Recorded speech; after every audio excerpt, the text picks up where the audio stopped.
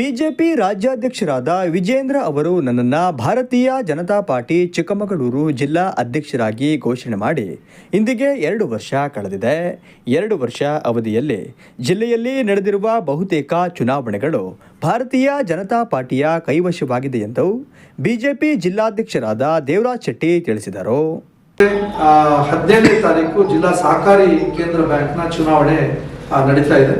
ಭಾರತೀಯ ಜನತಾ ಪಾರ್ಟಿಯ ನಮ್ಮೆಲ್ಲ ಅಭ್ಯರ್ಥಿಗಳು ಸಹಕಾರಿ ರಂಗದಲ್ಲಿ ಈಗಾಗಲೇ ತಾವು ಕೇಳಿದ್ರಿ, ಹೇಳಿ ನಮಗೂ ಮಾರ್ಗದರ್ಶನವನ್ನು ನೀವು ಮಾಡಿದಿರಿ. ಸಹಕಾರಿ ರಂಗಕ್ಕೆ ರಾಜಕೀಯ ಯಾಕೆ ಅಂತೇಳಿ, ಆದರೆ ಸಹಕಾರಿ ರಂಗದಲ್ಲಿ ಕೆಲಸ ಮಾಡ್ತಿರ್ತಕ್ಕಂಥ ಎಲ್ಲರೂ ರಾಜಕೀಯ ರಂಗದಲ್ಲಿ ಇರ್ತಕ್ಕಂಥವ್ರು ಸಹಕಾರಿ ರಂಗದಲ್ಲಿ ಕೆಲಸವನ್ನ ಮಾಡ್ತಾ ಇದ್ದಾರೆ. ಅದರಿಂದ ನಾವು ಇನ್ನಷ್ಟು ಜನರ ಹತ್ರ ಹೋಗ್ಲಿಕ್ಕಾಗತ್ತೆ, ಜನರ ಹತ್ರ ಹೋಗ್ಲಿಕ್ಕಾಗತ್ತೆ. ಮತ್ತೆ ಜನರ ಜೊತೆ ನಿರಂತರ ಸಂಪರ್ಕವನ್ನ ಸಹಕಾರಿ ರಂಗದಲ್ಲಿ ಇರ್ತಕ್ಕಂಥ ನಮ್ಮ ಎಲ್ಲ ಧುರೀಣರು ಇಟ್ಕೊಂಡಿರೋದ್ರಿಂದ ಸಹಕಾರಿ ರಂಗದಲ್ಲಿ ಈ ಬಾರಿ ಸಹಕಾರಿ ರಂಗದ ಚುನಾವಣೆ ಅಂತಾದ್ರೂ ಭಾರತೀಯ ಜನತಾ ಪಾರ್ಟಿಯ ನಮ್ಮೆಲ್ಲ ನಾಯಕರುಗಳು, ನಮ್ಮ ಕಾರ್ಯಕರ್ತರುಗಳು ಈ ಬಾರಿ ನಾವು ಪಕ್ಷ ಅವಕಾಶ ಮಾಡಿಕೊಟ್ಟಿದೆ. ಅದರಲ್ಲಿ ತಮ್ಮ ಗಮನಕ್ಕೆ ಈಗಾಗಲೇ ಬಂದಿದೆ. ನಾವು ಭಾರತೀಯ ಜನತಾ ಪಾರ್ಟಿಯ 7 ಸದಸ್ಯರು ಇವತ್ತು ನಾವು ಅವಿರೋಧ ಆಯ್ಕೆ ಆಗಿದ್ದೀವಿ. ಅದರಲ್ಲಿ ವಿಶೇಷವಾಗಿ ತರೀಕೆರೆಯಲ್ಲಿ ಮಾಜಿ ಶಾಸಕರು, ಹಾಲಿ ವಿಧಾನ ಸಭೆಯ ಹಾಲಿ DCC ಬ್ಯಾಂಕ್ನ ಅಧ್ಯಕ್ಷರಾಗಿರ್ತಕ್ಕಂಥ ಶ್ರೀಯುತ DS ಸುರೇಶ್ ಅವರು, ಹಾಗೆ ನಮ್ಮ KR ಆನಂದಪ್ಪನವರು ತರೀಕೆರೆ ಕ್ಷೇತ್ರದಿಂದ ಅವಿರೋಧ ಆಯ್ಕೆಯಾಗಿದ್ದಾರೆ. ಕಡೂರು ಕ್ಷೇತ್ರದಿಂದ ನಮ್ಮ ಮಾಜಿ ಅಪೆಕ್ಸ್ ಬ್ಯಾಂಕ್ ಅಧ್ಯಕ್ಷರು ಹಾಗೂ ಶಾಸಕರು, ಮಾಜಿ ಶಾಸಕರಾಗಿರ್ತಕ್ಕಂಥ ಬೆಳ್ಳಿ ಪ್ರಕಾಶ್ ಅವ್ರ ಜೊತೆ ಬಸವರಾಜಪ್ಪ ಅವರು ಕಡೂರು ಕ್ಷೇತ್ರದಿಂದ 2 ಕ್ಷೇತ್ರವು ಅವಿರೋಧ ಆಯ್ಕೆಯಾಗಿದೆ. ಹಾಗೆ ಹಳಸೆ ಶಿವಣ್ಣ ಅವರು ಮೂಡಿಗೆರೆ ಕ್ಷೇತ್ರದಿಂದ ಬರ್ತಕ್ಕಂಥ ಕೃಷಿ ಪತ್ತಿನ ಸಹಕಾರ ಸಂಘದಿಂದ ಹಳಸೆ ಶಿವಣ್ಣ ಅವರು ಅವಿರೋಧ ಆಯ್ಕೆಯಾಗಿದ್ದಾರೆ. ಅದೇ ರೀತಿಯಲ್ಲಿ ಮಿಲ್ಕ್ ಯೂನಿಯನ್ ನಮ್ಮ ಏನು ಮೈತ್ರಿ ಧರ್ಮವನ್ನು ಪಾಲನೆ ಮಾಡಬೇಕು, ಮೈತ್ರಿಕೂಟಕ್ಕೆ ನಾವು ಎಷ್ಟು ಸ್ಥಾನವನ್ನು ಬಿಟ್ಕೊಡ್ಬೇಕು ಅಂತ ಯೋಚನೆ ಮಾಡಿದಂಥ ಸಂದರ್ಭದಲ್ಲಿ ಜಿಲ್ಲಾ ಕೋರ್ ಕಮಿಟಿಯಲ್ಲಿ, ಭಾರತೀಯ ಜನತಾ ಪಾರ್ಟಿಯ ಜಿಲ್ಲಾ ಕೋರ್ ಕಮಿಟಿಯಲ್ಲಿ ನಿರ್ಣಯ ಆದಂತೆ 2 ಕ್ಷೇತ್ರವನ್ನು ನಾವು ಬಿಟ್ಕೊಡ್ಬೇಕು ಅಂತ ಆಗಿತ್ತು. ಆ 2 ಕ್ಷೇತ್ರವನ್ನ ನೀವು ಯಾವ್ದು ಕೇಳ್ತೀರಿ ಆ ಕ್ಷೇತ್ರ ಅಂತಂದಂತ ಸಂದರ್ಭದಲ್ಲಿ ಅವರು ಒಂದು ಚಿಕ್ಕಮಗಳೂರು ವಿಧಾನಸಭಾ ಕ್ಷೇತ್ರದ ಸಹಕಾರಿ ಕೃಷಿ ಪತ್ತಿನ ಒಂದು ಸ್ಥಾನವನ್ನ, ಜೊತೆಯಲ್ಲಿ ಹಾಸನದ ಹಾಲು ಒಕ್ಕೂಟದ ಒಂದು ಡೈರಿಯಲ್ಲಿ ಏನು ನಾವು ಒಂದು ಸದಸ್ಯರನ್ನ ಇಲ್ಲಿನ DC ಬ್ಯಾಂಕ್ ತಗೊಳ್ತೀವಿ, ಅವರ 2 ಸ್ಥಾನವನ್ನು ಅವರು ಕೇಳಿದ್ರು. ಅವರ ಪಕ್ಷದ ನಿರ್ಣಯದಂತೆ ಭೋಜೇಗೌಡರು ಮತ್ತೆ ಸನ್ಮಾನ್ಯ ಧರ್ಮೇಗೌಡರ ಮಗ ಸೋನಾಲ್ ಗೌಡರು ಅವರು ಅದನ್ನು ಸ್ಪರ್ಧೆ ಮಾಡಿದ್ರು. ಅದರಲ್ಲಿ ಸೋನಾಲ್ ಗೌಡರು ವಿರೋಧ ಆಯ್ಕೆ.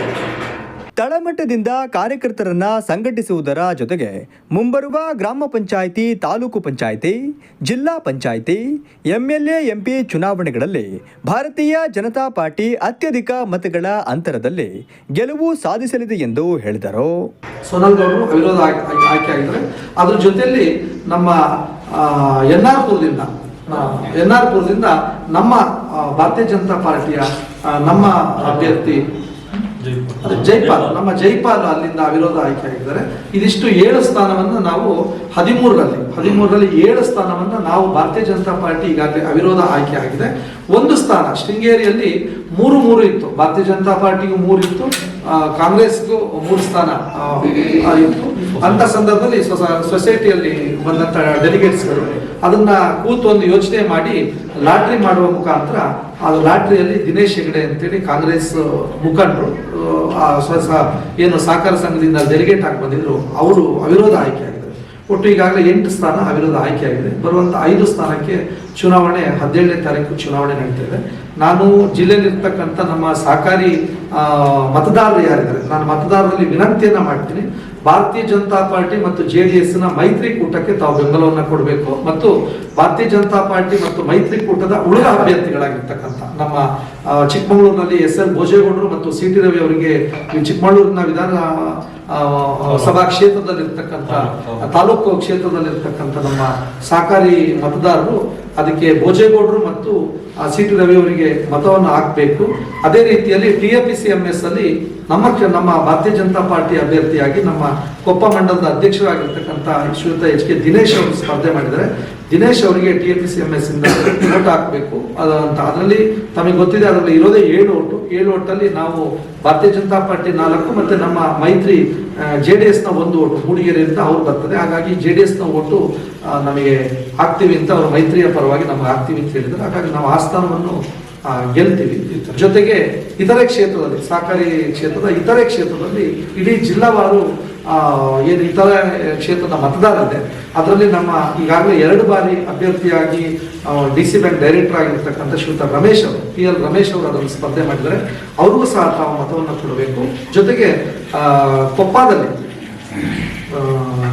ಕೊಪ್ಪದಲ್ಲಿ ನಮ್ಮ ಅದ್ದಡ್ಡ ಸತೀಶ್ ಅಂತ ನಮ್ಮ ಅಭ್ಯರ್ಥಿ ಅಲ್ಲಿದೆ, ಅಲ್ಲೂ ಸಹ ನಮ್ಮ ಅಭ್ಯರ್ಥಿ ಮತವನ್ನು ಕೊಡಬೇಕು ಅಂತೇಳಿ ನಾನು ಭಾರತೀಯ ಜನತಾ ಪಾರ್ಟಿ ಜಿಲ್ಲಾಧ್ಯಕ್ಷರಾಗಿ ನಾನು JDS ಮತ್ತು ನಮ್ಮ ಭಾರತೀಯ ಜನತಾ ಪಾರ್ಟಿಯ ಎಲ್ಲ ಮತದಾರರಿಗೆ, ಸಹಕಾರಿ ಕ್ಷೇತ್ರದ ಎಲ್ಲ ಮತದಾರರಿಗೆ ನಾನು ಮನವಿಯನ್ನು ಮಾಡ್ತಾ ಇದ್ದೀನಿ. ನಮ್ಮ ಉಳಿದಂತ 5 ಅಭ್ಯರ್ಥಿಗಳನ್ನ ತಾವು ಗೆಲ್ಲಿಸಬೇಕು ಅಂತೇಳಿ, ಗೆಲ್ಲಿಸ್ಕೊಡ್ಬೇಕು ಅಂತೇಳಿ ನಾನು ನಮ್ಮೆಲ್ಲರಿಗೆ ವಿನಂತಿಯನ್ನ ಮಾಡ್ತಾ ಇದ್ದೀನಿ.